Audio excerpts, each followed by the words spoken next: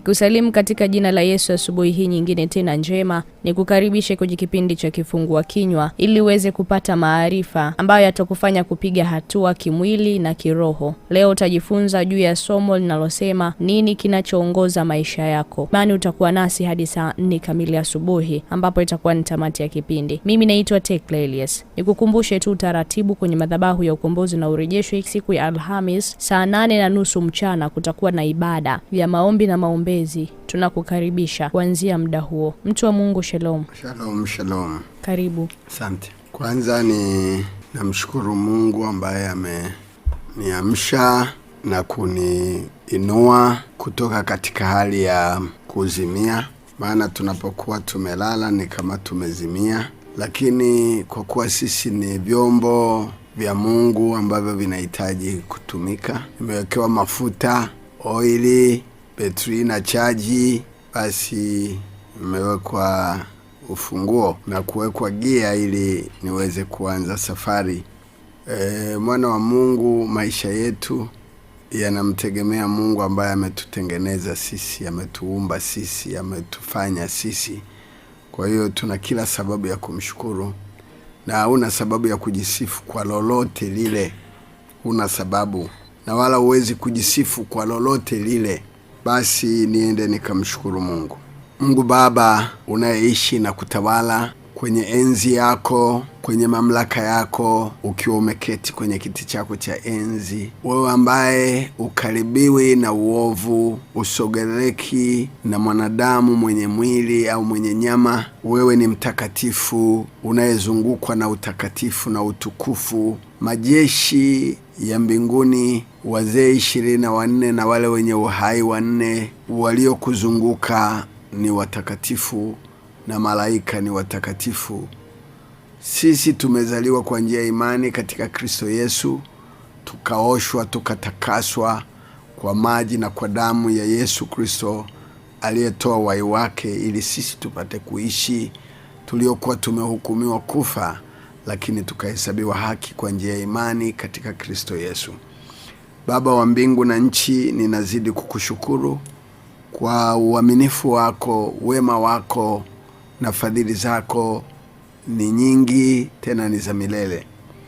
Umenijalia kuishi leo, umenipa kibali kingine ili nizidi kutangaza kazi ya mikono yako na kutangaza utukufu wako juu ya mataifa, na kuwafanya wana wa ufalme wazidi kuingia kwenye ufalme na upate kuwaongoza na kuwatawala, maana ndio kusudi lako la kumuumba mwanadamu. Asubuhi ya leo ulioifanya kwa utukufu wako, ninamweka msikilizaji wangu mikononi mwako na pia mtangazaji wa zamu, nami najiweka wakfu mbele za kiti chako cha rehema. Ninahitaji kuwezeshwa katika yale ambayo nitakayoyanena ili aweze kunisaidia mimi pamoja na msikilizaji na mtangazaji tuweze kupiga hatua na tuweze kujua nini kinachotuongoza. Ni katika jina la Yesu ninaiweka taifa letu mikononi mwako, na bunge la jamhuri ambalo linaendelea na vikao vyake, na pia kwa ajili ya mambo mengine ambayo yanaendelea na uzinduzi wa bunge, rais wetu ambaye amechaguliwa, Mungu kampe hekima na maarifa ili aweze kuwa na hekima jinsi ya kuchagua watu bora watakaomsaidia kama jeshi lake la kuiongoza taifa la Tanzania katika miaka 5 inayokuja. Na wale ambao wamekwazwa, Mungu kawape moyo wa msamaha katika mambo mbalimbali, hata kama wameweka mafundo hayo yapate kubomoka au kufunguka, na waweze kujua umuhimu wa utaifa na uzalendo katika taifa lao. Ninayaweka mambo yote mikononi mwako, ni katika jina la Yesu. Amen. Nimepata somo hili kwa swali, na tutaliendesha kwa njia mbalimbali kadiri Roho Mungu atakavyoweza kutusaidia. Nini kinachoongoza maisha yako? Kwanza labda nitafsiri maisha. Maisha ni muda ambao Mungu ameweza kukupa, au maisha ni muda wa kiumbe kilicho hai ambacho kimejaliwa kuishi. Ndio maana ya maisha. Na tunapozungumzia maisha, ni tofauti kabisa na uzima wa milele ambao umetengenezwa kwa ajili ya roho, ambaye ni mtu aliyetoka kule juu akafanyika mwili. Kwa kuwa uhai wake una mwanzo na mwisho. Maisha ya mwanadamu katika mwili yana mwanzo na mwisho, lakini maisha ya mtu wa mbinguni yana uzima wa milele ambayo hayakadiriwi na wala hayana limitation. Na mwisho unasababishwa au unasababisha maswali kama kila chenye mwanzo kina mwisho, ya nini kiweze kuwepo kwake? Kukosa lengo kuwepo kwenye maisha ya mtu ni bure. Na utagundua kwamba mtu ili aweze kuishi kuna lengo la kumfanya aishi, na mtu aweze kuitwa mtu ambaye ana maisha ni lazima aweze kuwa na lengo. Ukikosa lengo, kuwepo kwako kunakuwa ni bure, na kutokuwa na maana kunaweza kukakufanya wewe ujisikie mtu asiyekuwa na thamani. Pengine unaweza ukakata tamaa ya kuishi. Nilipokuwa nafundisha wiki 2 zilizopita, nilisema kwamba Mungu anakuona wewe ni wa thamani. Kwa nini anakuona wewe ni wa thamani? Kwa sababu kitu ambacho mwanadamu amekinunua au amekitengeneza huwa anakitunza au anakilinda. Kama unavyoona mwanadamu ananunua gari, analiosha, anaweka kusheni ndani na perfume, na anahakikisha linafanywa service, mafuta, oili, kama oili chafu ikichafuka anatoa, anaweka mafuta breki kuhakikisha usalama wa chombo. Na ndivyo alivyo Mungu aliyetutengeneza au aliyetufanya. Ukichunguza utagundua ya kuwa nia kubwa ya mtu ndani yake ni mafanikio. Na nia hiyo ya mafanikio inatokana na ule msukumo wa ndani ya mtu. Kwa lugha ya Kiingereza inaitwa motive. Motive ni msukumo wa ndani au kile kinachokusukuma kufanya jambo fulani. Na msukumo wa ndani ya moyo wa mtu ni kuwa na wivu. Na wivu huu sio wivu wa kitu kingine, bali ni wivu wa mafanikio. Na kwa nini ni wivu wa mafanikio? Kwa sababu mtu yeyote anayetaka kuishi uweza kujifunza kutoka kwa wengine, aweze kujua kwa nini wenzake wamefanikiwa. Kwa hiyo unaitwa wivu wa maendeleo au wivu wa mafanikio. Na ndio msukumo wa kila binadamu aliyeko chini ya jua unaompelekea kufanya vitu vingine. Nimesema hivi, maisha ni uhai wa kile kiumbe kilicho hai ambacho kina mwisho na kina mwanzo na mwisho. Na mtu asiyekuwa na lengo kwenye maisha yake anahesabika kuwa ni mtu bure, asiyekuwa na thamani yoyote. Tusome kitabu cha Mhubiri sura ya 4 kuanzia mstari wa 1 mpaka mstari wa 4. Mhubiri sura ya 4 mstari wa 1 mpaka wa 4. Mhubiri sura ya 4 mstari wa 1, neno linasema, wanangu, yasikilizeni mausia ya baba yenu. Mhubiri sura ya 4 mstari wa 1 hadi wa 4. Kisha nikarudi na kuona madhalimi yote yanayotendeka chini ya jua, na tazama, machozi yao waliodhulumiwa, ambao walikuwa hawana mfariji, na upande wa wale waliodhulumu kulikuwa na uwezo, walakini wale waliokuwa hawana mfariji. Kwa hiyo nikawasifu wafu waliokwisha kufa kuliko wenye uhai walio hai bado. Naam, zaidi ya hao wote nikamwita heri yeye asiyekuwako bado, ambaye hakuyaona mabaya yanayotendeka chini ya jua. Tena nikafikiri amali zote na kila kazi ya ustadi ya kwamba inatoka katika mtu kupingana na mwenzake, hayo nayo ni ubatili na kujilisha upepo. Amina. Mfalme Suleimani kwa hekima zake aliweza kuangalia maisha ya watu ambao bado wanaishi, waliofanikiwa na wale wasiofanikiwa, na akaangalia watu ambao tayari walikwisha kufa hawako, na wale ambao bado hawajaja, yani ambao kizazi hakijazaliwa. Akawasifu waliokwisha kufa na wale ambao hawajazaliwa. Akaona mambo ambayo yalikuwa kiendelea kwenye maisha, na akaona walio hai wanavyoteseka, wanavyodhulumu na kudhulumiwa, ambavyo wanavyokosa haki zao. Tena akafikiri jinsi ambavyo watu wametafuta au wamekusanya amali. Hapa anapozungumza amali zote za kila kazi ya ustadi, ya kwamba inatoka katika mtu kupingana na mwenzake, yani ni wivu wa maendeleo. Ukiangalia mataifa mbalimbali wanashindana kutengeneza teknolojia ya zana za kivita, teknolojia ya kwenda mpaka sayari mbalimbali. Wamewanda, wamestawi kwa amali na ustadi wa vitu mbalimbali. Kila mtu anapambana au anashindana. Na hata ukiangalia nyumba zinazojengwa kwenye miji mbalimbali, kila mtu anajitahidi kuweka paa ambalo mwenzake hajaliezeka bado. Anajaribu kuweka vitu vizuri ndani ya jengo lake, ili ionekane kazi ya mikono yake, ya ustadi wake, na akija mwingine ataona wivu ili aweze kutenda zaidi. Na mtu asiyekuwa na lengo ni sawa na merikebu au meli isiyokuwa na usukani, au chombo cha moto kisichokuwa na usukani.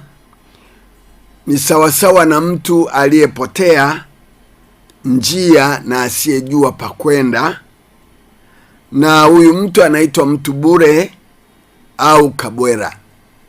Na tunaona kwamba maisha ni lengo au ni malengo. Kwa hivyo unapokuwa na lengo kwenye maisha yako, ni sawasawa na chombo au merikebu iliyo na usukani, ili kuweza kuongoza safari kwenye maji mengi au kwenye barabara au angani. Kila chombo unachokiona duniani kina usukani.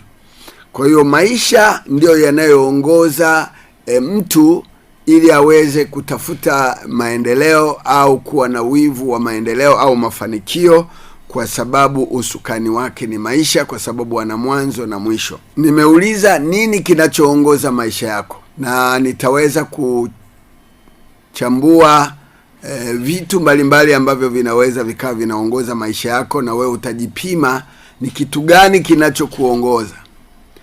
Ndio maana uko hivyo.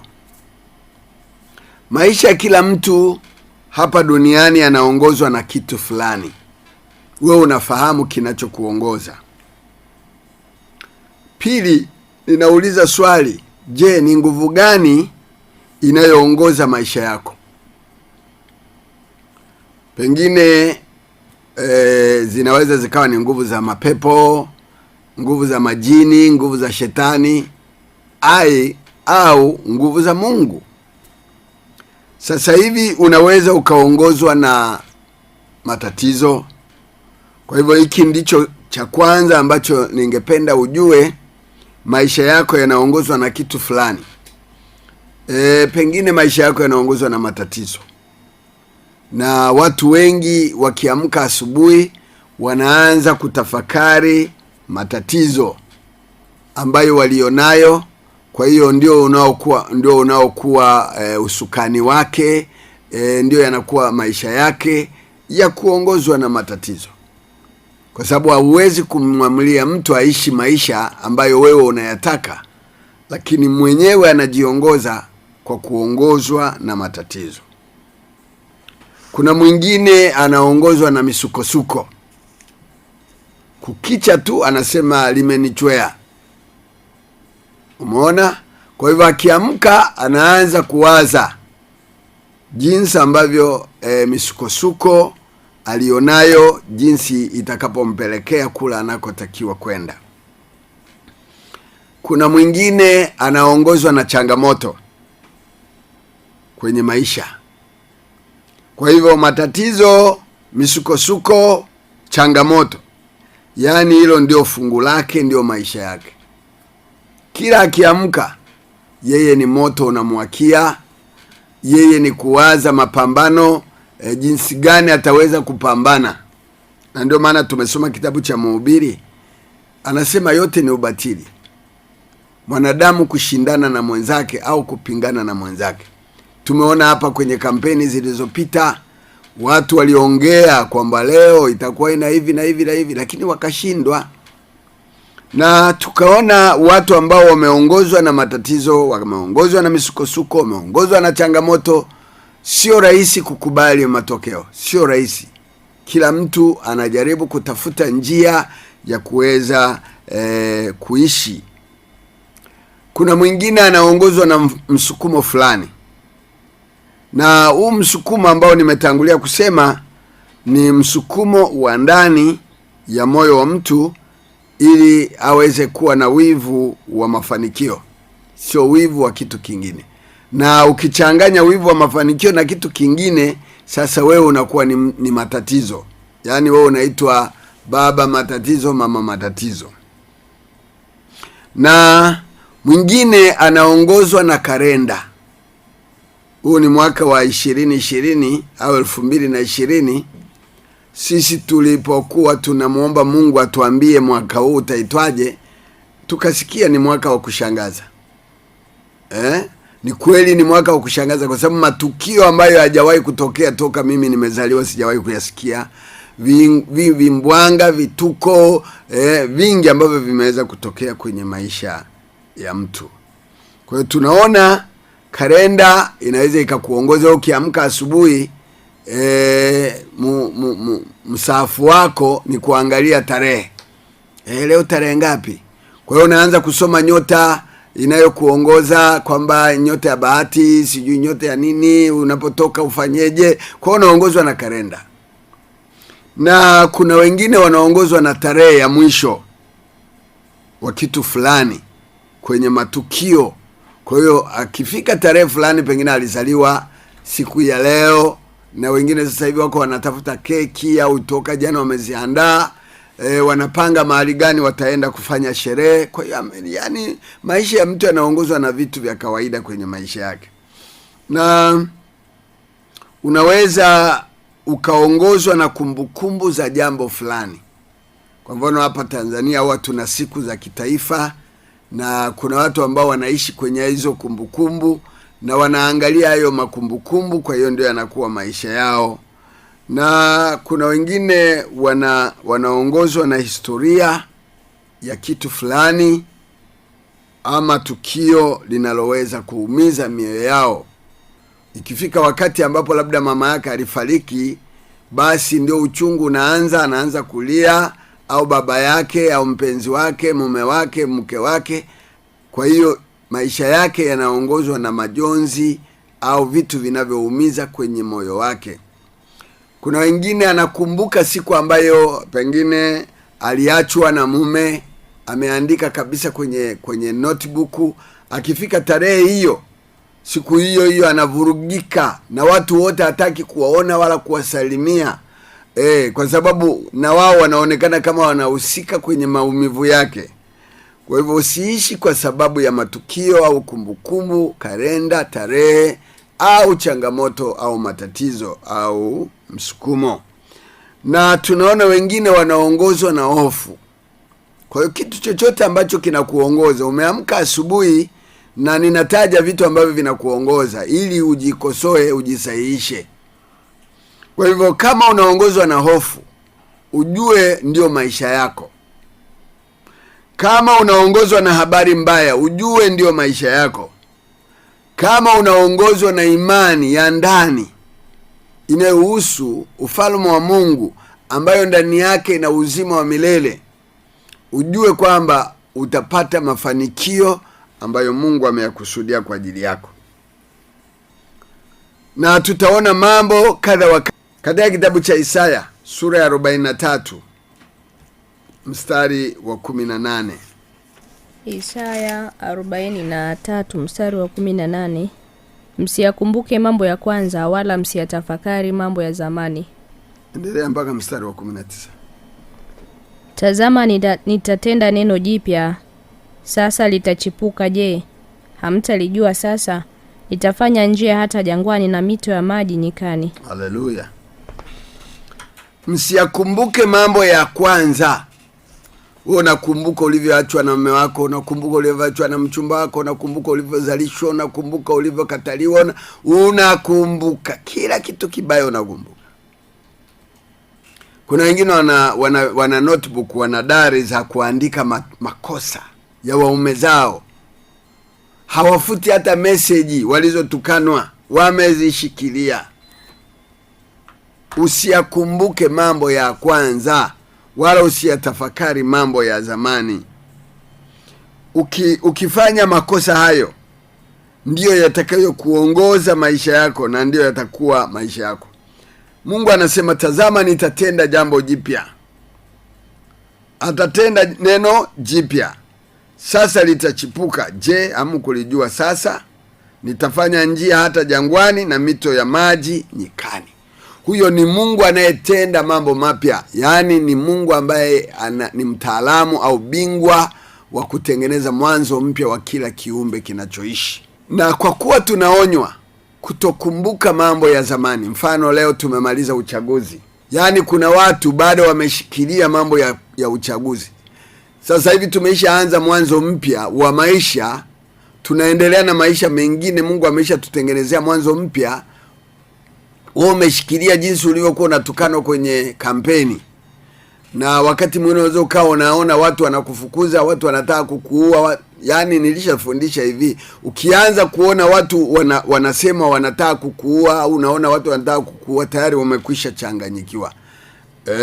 Unaelekea kwenye hali ya tatizo la akili au la kiakili. Ni muhimu sana kusahau, kutokumbuka. Na ndio maana Mungu kaumba kusahau. Kuna watu wamefiwa na watoto wao wazuri, lakini Mungu amewapa kusahau. Kuna watu ambao wamepoteza waume zao wazuri, marafiki zao wapendwa wazuri, na walisahau. Mungu akawapa kusahau. Na ndio maana Mungu kaumba kusahau. Kwa hiyo Mungu anatukumbusha kwamba tusiyakumbuke mambo ya kwanza, yasije yakatuongoza. Pengine tulianza vibaya maisha yetu. Tulianza vibaya mwaka huu, mwaka wa kushangaza. Kuna wengine walianza kwa magomvi, wengine walianza kwa kuiba, wengine walianza kwa kujeruhi watu, wengine walianza kwa matusi, wengine walianza kwa ulevi, wengine walianza vyote vile unavyojua. Na kuna wengine walianza wakiwa kanisani wakimshukuru Mungu, walipomaliza kumshukuru Mungu wakarudi nyumbani. Mwaka unaendelea vizuri na hawakumbuki mambo yaliyokuwa yanawatesa huko nyuma. Watu wengi wanaongozwa na chuki na hasira. Chuki na hasira ni mwanzo mbaya wa maisha ya mtu. Chuki na hasira zinaweza zikasababisha ukaingia kwenye matatizo makubwa au mgogoro wa maisha. Chuki na hasira zinaweza zikasababisha upate magonjwa ambayo yanaitwa magonjwa nyemelezi. Yaani yanakuja bila hata wewe kujua, hayapigagi hodi, yanavizia. Ndio maana ya nyemelezi, yanavizia kuona hali yako ya maisha.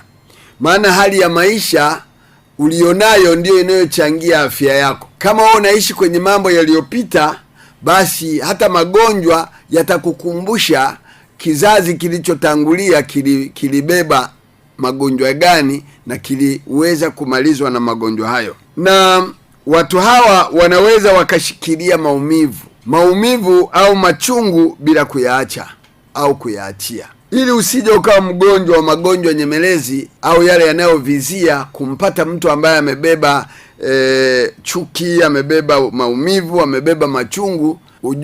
Ujue hutasalimika. Unatakiwa kutoka kwenye maumivu na uweze kusamehe watu badala ya kuendelea kuyakumbuka mambo ya zamani au mambo yaliyopita. Tunaposema zamani au mwanzo, ni kitu ambacho kimefanyika asubuhi na mapema wakati unatoka nyumbani.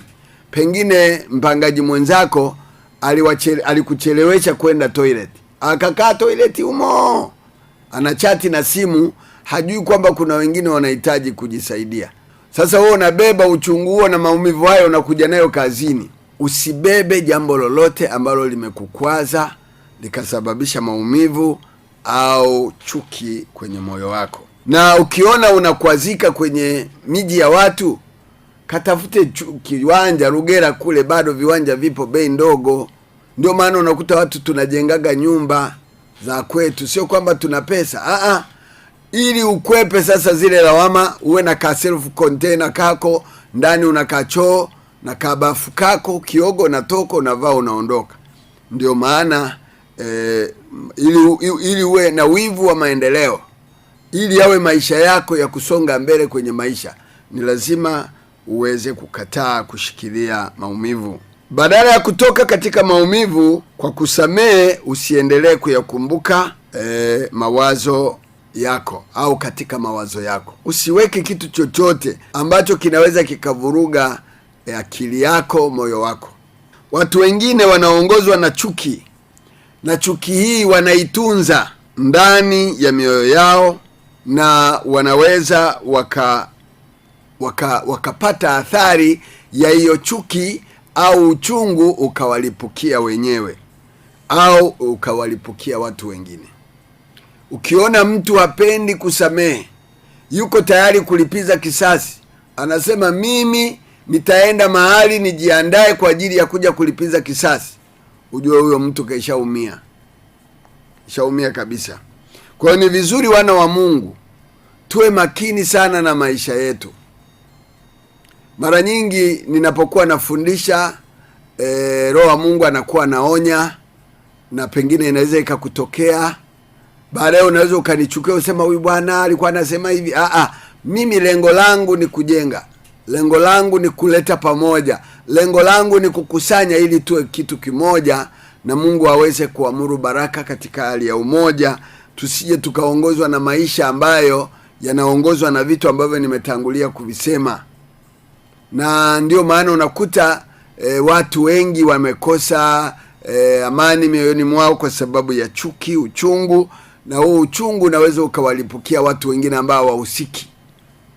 Ukiona mtu anamwaga damu, ujue alikuwa ameficha kitu. Ukiona mtu anaachwa, ujue alikuwa ameficha kitu. Ukiona mtu anaacha, kuna chuki alikuwa ameibeba, imesababisha uchungu na ikamlipukia mtu mwingine. Hali zote hizi si nzuri wala si hazisaidii katika maisha ya watu. Ndio maana nimesema nini kinachoongoza maisha yako. We mwenyewe utajitathmini kitu gani kinachoongoza maisha yako. Maana unaweza ukawa unatupia lawama watu, kumbe mwenye tatizo ni wewe. Niliwahi kusema hivi wakati tunajifunza masomo ya utatuzi wa migogoro kwenye maisha ya watu, ndoa, kanisani, kwenye jamii, tulijifunza ya kwamba mgogoro unaanzia ndani ya mtu mwenyewe. Ukiona mtu hataki kupatana na wenzake, hataki kuwa na umoja na wenzake, yeye kazi yake ni kutaka kulipiza kisasi, yeye anataka kuhakikisha anadai kitu chake kwa nguvu, ujue tayari ana migogoro, na mgogoro wake anachangisha, anawaambia na wengine waingie kwenye migogoro hiyo. Usikubali kuingia kwenye mgogoro wa mtu, unaweza ukagharimu maisha yako. Tumeona watu wengi wanakimbia kwenda kuwaokoa watu kwa sababu wamesikia kwamba kuna vita. Unapoenda kumsaidia mwenzako, kumbe wewe ndio umelengwa kuuawa. Kwa hiyo lazima uwe makini kwa ajili ya utatuzi wa migogoro, manake aliyeanzisha mgogoro anaumaliza mwenyewe. Kama una mgogoro moyoni mwako, usiwahusishe watu ili wakusaidie kumaliza mgogoro. Unatakiwa umalize wewe huo mgogoro. Kwa hiyo hali zote hizi si nzuri, na wala haziwezi kukusaidia kwenye maisha yako. Kuongozwa na matatizo, kuongozwa na misukosuko, kuongozwa na changamoto, misukumo fulani, kalenda ya mwaka, tarehe ya mwaka, ya mwisho wa kitu na kadhalika. Chuki, uchungu na maumivu, hivi vitu havifai. Acha kuweka vitu moyoni, utapoteza maisha yako. Kwa sababu ingawa tuna mwanzo na mwisho, lakini bado Mungu anatutaka tuishi kuanzia miaka 70, 80 na tupewe bonus hata miaka 100, na tuendelee kuishi tuweze kuona yale ambayo Mungu ameyakusudia. Nimesema hivi, kusudi la Mungu alifungwi na muda wa maisha yako yaliyopita. Pengine huko nyuma ulifanya vibaya. Ulifeli darasani, darasa la 4 ukakupiga, la 7 ukakupiga, la form 1 ukapigwa, la 12 ukapigwa. Usiishi kwenye kufeli, usiishi kwenye kushindwa. Kwa sababu kushindwa mitihani sio kushindwa maisha. Kushindwa biashara sio kushindwa maisha. Sio lazima uwe mfanya biashara. Unaweza ukawa mkulima ukapasua, unaweza ukawa mfugaji ukapasua, unaweza ukawa mwalimu badala ya kuwa mchungaji. Maana usitafute mahala pa kukimbilia ili umalize matatizo yako. Usiongozwe na vitu ambavyo Mungu hajavikusudia. Na nimesema hivi, Mungu ni bingwa na mtengenezaji wa mambo mapya, ni mtaalamu wa kumpa mtu mwanzo mpya. Kama unajua hivyo, basi unatakiwa ushikilie hilo kwamba Mungu yuko pamoja na mimi, aliyeniambia nisiyakumbuke mambo ya mwanzo, nisiyaishi mambo yaliyopita, nisiishi maisha ya kushindwa yaliyopita. Biblia inasema, ukiwa na hofu kiasi cha kufa kwa sababu ya uchungu ni upumbavu. Ni kitu cha kipumbavu kukifanya. Narudia, sio Mwemezi anasema, ukiwa na hofu kiasi cha kufa kwa sababu ya uchungu ni upumbavu. Ni kitu cha kipumbavu kukifanya. Wewe kwa nini ushikilie vitu vya kipumbavu ambavyo vinakufanya uwe na hofu ya kufa, uitwe mpumbavu? Kwa hiyo watu wengi wanaongozwa na woga unaotamani wafe. Watu wengi wanaongozwa na woga mara nyingi wanapitwa na nafasi kubwa au fursa kubwa kwa sababu wanaogopa kuchukua hatua. Ndio pale kukwepa lawama au kuepuka lawama na kuficha aibu. Watanionaje? Watakuonaje? Usiogope. Usiogope chochote. Na ukiongozwa na hofu ukaacha kuchukua hatua, utapitwa na nafasi kubwa kwenye maisha yako. Fursa nyingi zitakuwa zinakubypass, zinakupita, zinachepuka. Woga ni kifungo ambacho mtu hujifunga mwenyewe, na kinaweza kikakuzuia kuwa mtu yule ambaye Mungu angependa uwe. Sasa wewe ni kitu gani ambacho kinakufanya uwe mwoga, na Mungu amekusudia jambo fulani uweze kuwa mtu fulani, wewe unalikwepa, lakini unakuja kupingana au kuchengana na zile baraka za Mungu kwenye maisha yako. Watu wengi wamejifunga vifungo kwa sababu ya kutokujua madhara ya vile vinavyowaongoza, na ndivyo vinavyogeuka kuwa maisha yao, na ndio pengine kushindwa kwao. Kwa hivyo kama kifungo kinaweza kikakufunga kwa sababu umejifunga mwenyewe, unaweza ukazuia kuwa mtu yule ambaye Mungu anapenda uwe. Kwa mfano, mimi ningekuwa nimejaa woga, nikasema na waogopa watu wa huko, ninaogopa kwenda kutumika, ningeweza kupishana na kusudi la Mungu ambalo alifungwi katika muda wa maisha yaliyopita. Na Mungu anataka niwe mtu fulani. Unatakiwa utoke huko kwa njia ya silaha ya imani, silaha ya imani, upendo, kama Biblia inavyosema. Katika kitabu cha waraka wa kwanza wa Yohana, waraka wa kwanza wa Yohana, haleluya, sura ya 4 mstari wa 7 hadi mstari wa 11. Wapenzi, na mpendane kwa kuwa pendo hulatoka kwa Mungu, na kila apendaye amezaliwa na Mungu, naye anamjua Mungu. Yeye asiyependa hakumjua Mungu, kwa maana Mungu ni upendo. Lakini hili pendo la Mungu lilionekana kwetu, kwamba Mungu amemtuma mwanawe pekee ulimwenguni ili tupate uzima kwa yeye. Hili ndilo pendo, si kwamba sisi tulimpenda Mungu, bali yeye alitupenda sisi akamtuma mwanawe kuwa kipatanisho kwa dhambi zetu. Wapenzi, ikiwa Mungu alitupenda sisi hivi, imetupasa na sisi kupendana. Haleluya. Yatupasa na sisi kupendana. Ukiona mtu hana upendo moyoni mwake, ujue huyo hajampenda Mungu na wala hakuna Mungu ndani yake. Na katika pendo hakuna hofu. Mtu yeyote ambaye ana upendo hawezi kuwa na hofu ya jambo lolote la maisha. Hawezi kusema wanataka kuniua, hawezi kusema watu wananichukia, hawezi kusema watu hawanipendi. Katika pendo hakuna hofu. Na upendo unaweza kushinda hofu. Hofu ni silaha ambayo shetani anaitumia ili kuweza kukulemaza na kuharibu maisha yako. Kwa hivyo upendo halisi huweza kuiondoa hofu. Kwa kuwa hofu inaweza ikalemaza maisha yako. Maisha ya hofu ni adhabu. Maisha ya hofu ni hukumu. Ni maisha ambayo hayajakamilika katika upendo wa Mungu. Tusome kitabu cha Warumi sura ya 5, kwanza mstari wa 1. Warumi sura ya 5 mstari wa 1. Basi tukiisha kuhesabiwa haki tokayo katika imani, na muwe na imani kwa Mungu kwa njia ya Bwana wetu Yesu Kristo, ambaye kwa yeye tumepata kwa njia ya imani kuifikia neema hii ambayo mnasimama ndani yake na kufurahi katika tumaini la utukufu wa Mungu.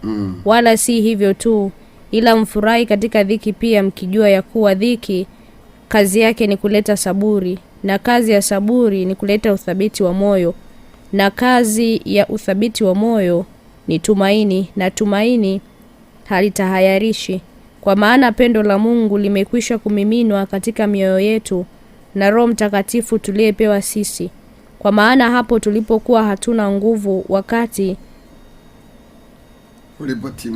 ulipotimia, Kristo alikufa kwa ajili ya waovu, kwa kuwa ni shida mtu kufa kwa ajili ya mtu mwenye haki, lakini yawezekana mtu kuthubutu kufa kwa ajili ya mtu aliye mwema. Bali Mungu aonyesha pendo lake yeye mwenyewe kwetu sisi, kwa kuwa Kristo alikufa kwa ajili yetu tulipokuwa tungali wenye dhambi. Basi zaidi sana tukiisha kuhesabiwa haki katika damu yake, tukaokolewa na ghadhabu kwa yeye. Kwa maana ikiwa tulipokuwa adui tulipatanishwa na Mungu kwa mauti ya mwana wake, zaidi sana baada ya kupatanishwa tukaokolewa katika uzima wake. Wala si hivyo tu, ila pia twajifurahisha katika Mungu Bwana wetu Yesu Kristo, ambaye kwa yeye sasa tumeupokea huo upatanisho. Kwa hiyo basi, haleluya. Kwa hiyo tunaona ambaye kwa yeye tumepata kwa njia ya imani kuifikia neema hii ambayo tunasimama ndani yake na kufurahi katika tumaini la utukufu wa Mungu. Wala si hivyo tu, ila natufurahi katika dhiki pia, tukijua ya kuwa dhiki kazi yake ni kuleta saburi, na kazi ya saburi ni uthabiti wa moyo, na kazi ya uthabiti wa moyo ni tumaini, na tumaini halitahayarishi. Kwa hiyo tunapokuwa na lengo au kuishi kwa malengo ni faida. Watu wengi wanafikiri malengo ya biashara. Hatuzungumzii malengo ya biashara kama ya wajasiriamali. Tunazungumzia zile thamani za maisha. Niliwahi kufundisha elimu ya maisha nakumbuka ilikuwa 2016 hapa. Somo lile lilikuwa ni hatari sana, thamani ya maisha. Ukijua thamani ya maisha, basi wewe utakuwa na malengo ya hali ya juu sana. Kujua lengo linaweza likarahisisha maisha yako. Baada ya kuishi maisha ya kinyume ya kuhangaika, kuumiza akili, kujiumiza, kuumiza wengine, unajua ukijua lengo unaweza kurahisisha. Na katika masomo ya madarasani, wale ambao wamepitia shule, ziko kanuni za njia rahisi ya kusolve equation au kusolve algebra, kusolve usijui nini. Kuna masomo mengi ya hesabu ambayo yanahitaji principle au kanuni. Kwa zile njia za kurahisisha ili upate majawabu, hizo ndizo zinazoweza kukufanya uishi kwa malengo. Kwa hivyo ukijua lengo unarahisisha maisha yako. Na nilikuwa nafundisha hivi, kama unataka kufanikiwa kwenye maisha yako na usiweze kustrive, yani kule kuhangaika sana, kuumia kichwa. Watu wengi wanakuja na kesi ya naumwa kichwa kinagonga usiku sijalala. Anaishi kinyume na kusudi la Mungu. Anaishi kinyume na mfumo wa ufalme wa Mungu. Anaishi kivyake. Anaishi kama alivyozaliwa kwenye ukoo wake ambao hauna imani kwa Mungu, una mapokeo ya zamani na kadhalika. Kwa anaumiza akili yake. Sasa ili urahisishe maisha yako, ni lazima uingie kwenye ufalme. Yesu anasema hivi, tafuteni kwanza ufalme wake na haki yake yote, na haya mtazidishiwa. Hiyo ni kanuni ya kingdomship. Jana nilisema hivi, spiritual kingdom favor. Tunapokuwa kwenye utawala wa kiungu wa kiroho, unatupa kibali na upendeleo juu ya mambo fulani. Kwa hiyo Mungu anainjinia au anaingilia, anaintervene kwa lugha ya Kiingereza, kwamba anapoingilia mfumo wako wa maisha, anaanza kutengeneza mifumo mipya ya maisha yako. Ndio maana tumesoma pale kwenye kipengele cha kwanza kwamba nini kinachokuongoza. Basi kama Mungu ndiye anayekuongoza, basi ujue ya kwamba Mungu mwenyewe mfumo wake ndio utakaoweza kutawala na kuhakikisha kila hitaji wewe ulilonalo, kwa sababu unatumaini kwake katika ile saburi ya kungojea. Kwa hiyo tunaona kwamba maisha yako yanarahisishwa kwa sababu ya kujua lengo. Watu wengi hawajui lengo lao la maisha, ndio maana maisha yanakuwa ni magumu. Wanapambana na hali zao, wanapambana na maisha yao. Kwa hiyo mwana wa Mungu, kuwa makini sana, usishindane na maisha. Maisha Mungu ameyaweka ili uweze kuyarahisisha, uwe na lengo la kujenga uhusiano wako na Mungu. Unapokuwa na lengo au unapojua lengo ili uweze kurahisisha maisha yako, inakuwezesha kuelewa ni nini uweze kufanya kwa sasa, kesho, na nini usifanye. Kwa hiyo unajiwekea ile ukomo wa vile vitu ambavyo upashi kufanya, ambavyo haviwezi kukupa faida wala haviwezi kuleta faida kwa jamii inayokuzunguka.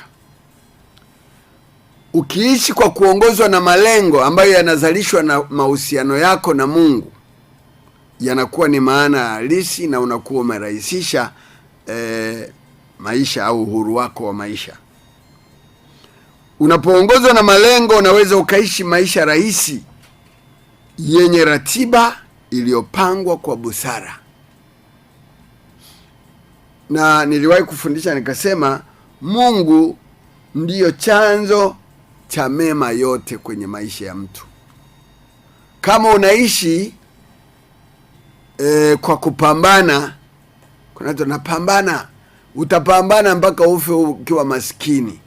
Kuna watu wameanza kupambana miaka. Nilikuwa nawaambia watu hivi, mpaka hapa leo nilipo nimeanza kutafuta maisha haya ninayoyaishi leo miaka mingi, na nilijichelewesha mwenyewe. Kwa nini nilijichelewesha? Kwa sababu sikuweza kupata mwalimu wa kuweza kunifundisha kama leo ambavyo tumepata mwalimu anayetufundisha. Tumejua mambo mengi. Sisi zamani hayakuwepo haya. Ulikuwa unaambiwa acha dhambi uende mbinguni. Kwa hiyo tulikuwa na malengo ya kwenda mbinguni, hatukuwa na malengo ya maono, kuwa na maono kwa ajili ya taifa na kwa ajili ya ufalme wa Mungu. Kwa hiyo tuliishi tunasubiri kwenda mbinguni. Na huwezi kwenda mbinguni mpaka ufe. Ili uweze kurahisisha maisha yako ni lazima kuwepo na malengo. Nilikuja kujifunza miaka mingi imekwisha pita. Nimeshaingia kwenye umri wa kati, ndipo nashtuka kutoka ndotoni au usingizini na kurupuka. Kwa hiyo wana wa Mungu, ni muhimu sana kuongozwa na malengo ili uweze kuishi maisha rahisi. Sikuishi maisha rahisi, nilikuwa naishi maisha magumu ambayo hayana ratiba iliyopangwa kwa busara. Biblia inasema maisha ya kuigiza na ya kujionyesha ni maisha ya ubatili, kama anavyosema Nabii Suleimani kwenye kitabu chake cha Mhubiri. Watu wengi wanaishi maisha ya kuigiza, artificial life. Kila kitu ni artificial, maisha ya bandia, maisha ya kuigiza. Wanataka waonekane kwenye hali fulani. Ndio maana unakuta mtu anaiba, anadhurumu, ana cheat ili aweze kuonekana mtu ana standard living fulani au ana maisha ya aina fulani, ili watu wasije wakamdharau. Anaepuka lawama, anaficha aibu. Na ukiishi maisha ya kuigiza ni maisha yasiyokuwa na hakika. Ni maisha yasiyokuwa wazi, yasiyokuwa rahisi, maisha yasiyokuwa na utoshelevu. Ili uweze kuishi maisha rahisi ni lazima uwe na maisha ya wazi, watu wakujue jinsi ulivyo, madhaifu yako ulionayo, na maisha ya utoshelevu. Anasema utaua pamoja na kutosheka vyafaa sana. Mwana wa Mungu ni lazima utosheke na kile ulicho nacho, na ndio maana Biblia inatuambia kile unachokula ndicho riziki yako. Usile ambacho sio riziki yako. Usidhurumu kitu ambacho sio cha kwako. Usitake sifa ili uweze kupata maslahi makubwa kuliko wenzako. Maisha ambayo yanaongozwa na malengo yana utoshelevu, yanaongozwa na amani moyoni. Ukiona sina amani, mimi sina amani, maana yake huna utoshelevu, huna malengo yanayokuongoza, yaliyoratibiwa kwa busara. Wewe hukuwekwa duniani ili ukumbukwe. Kama leo tunakumbukia viongozi wetu waasisi, lakini maisha hayana lengo la kukumbukwa wewe duniani, kwa sababu ni heri mtu aliye hai kuliko aliyekufa. Maana yake mtu aliyekufa hata kama utamkumbuka haimsaidii. Ni bora wewe uyaishi maisha yenye lengo na yenye maana kwenye maisha yako. Hukuwekwa duniani ili ukumbukwe, uliwekwa hapa duniani ili kujiandaa kwa ajili ya uzima wa milele au kwa ajili ya umilele. Kwenye somo la uinjilisti linasema wewe una mtazamo wa kitambo au una mtazamo wa umilele. Watu wengi wanaishi kwenye mitazamo ya kitambo, ndio maana mambo yao wanayoyafanya ndani yao hayana maana halisi ya maisha. Wao wanafikiri kutajirika ndio wametoboa. Mungu anasema, mimi ndimi njia, kweli na uzima. Hakuna mtu awezaje kuja kwa Baba isipokuwa kwa njia ya mimi. Wana wa Mungu, ni lazima tuweze kujiandaa, kujua jambo gani ambalo linatufanya tuishi. Nimalizie uko duniani kwa kusudi gani? Uko duniani kwa kusudi gani? Je, uko duniani kwa kusudi gani? Unajiuliza hapo ulipo, mtangazaji, jiulize, uko duniani kwa kusudi gani? Mwisho wa safari hii utajua kusudi la Mungu kwa maisha yako. Kwa kuwa mtazamo huu unaweza ukapunguza taabu zako kwenye akili yako, moyoni mwako, na kurahisisha maamuzi, pamoja na kuongeza utoshelevu wako, na cha muhimu zaidi ni kuandaa uzima wa milele, au kwa ajili ya uzima wa milele. Kitabu cha Mhubiri sura ya 4 pale mstari wa 9. Mhubiri sura ya 4 mstari wa 9. Mhubiri sura ya 4. Mhubiri sura ya 4 mstari wa 9. Afadhali kuwa wawili kuliko mmoja, maana wapata ijara njema kwa kazi yao. Afadhali kuwa wawili kuliko mmoja, kwa sababu kwa pamoja mwaweza kufanya kazi bora. Kama mmoja ataanguka chini, mwenzake atamuinua. Wawili wanaweza wakashinda mashambulizi ya adui yanayoweza kumshinda mtu akiwa peke yake. Kamba za nyuzi 3 zilizosokotwa pamoja ni vigumu kukatika kuliko kamba moja. Ukiwa duniani, maisha ni nini? Kama nilivyotangulia kueleza, nimesema nini kinachokuongoza? Faida za malengo, faida za kuishi kwa malengo.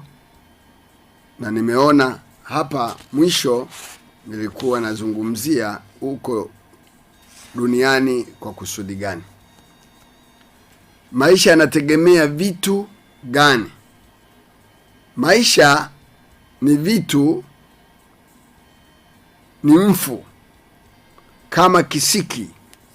Maisha yanayomtegemea Mungu ni mti unaostawi sana. Ukisoma Zaburi sura ya 1 utaona maisha ya mtu ambaye anamtegemea Mungu, na utaona maisha ambayo mwanadamu asiyemtegemea Mungu.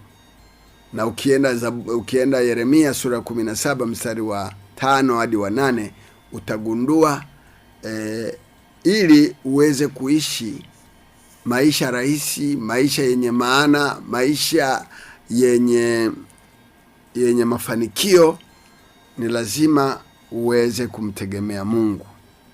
Kwa hiyo maisha yanategemea vitu, ni mfu. Kwa hivyo kama wewe unategemea mali, ni maisha mfu. Kama unategemea watu, ni maisha mfu. Kama unategemea fedha yako, ni maisha mfu. Ni sawasawa na kisiki ambacho kinang'oa kucha za watu. Maisha yanayomtegemea Mungu ni mti uliostawi kando ya mto wa maji. Tusome Mithali sura 11. Mithali sura 11 mstari wa 28. Mithali 11:28. Azitegemeaye mali zake ataanguka, mwenye haki atastawi kama jani. Azitegemeaye mali zake ataanguka, mwenye haki atastawi kama jani. Ule mstari wa 18 kuna neno hapa: mtu muovu upata mshahara wa udanganyifu, apandaye haki ana thawabu ya uhakika. Haki uelekea uzima, afuataye maovu ufuata mauti yake mwenyewe. Wenye kuharifu moyoni ni chukizo kwa Bwana, walio wakamilifu katika njia zao humpendeza. Hakika mtu muovu hatakosa adhabu, bali wazao wa wenye haki wataokoka. Kama pete ya dhahabu katika pua ya nguruwe, kadhalika mwanamke mzuri asiye na akili. Waliobarikiwa na Bwana ni wale wanaomtumaini Bwana. Ni kama mti uliopandwa kando kando ya mto wa maji. Hiyo Yeremia sura ya 5 mpaka mstari wa Yeremia 17 mstari wa 7 mpaka wa 8. Ni matokeo ya kuepuka laana ya kutegemea vitu, watu, binadamu na kadhalika. Yeye mizizi yake inafika chini kwenye maji.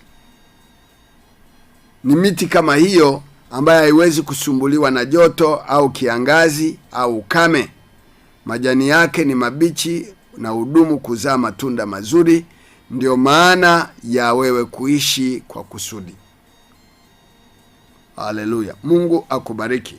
Kesho tutaendelea na somo hili.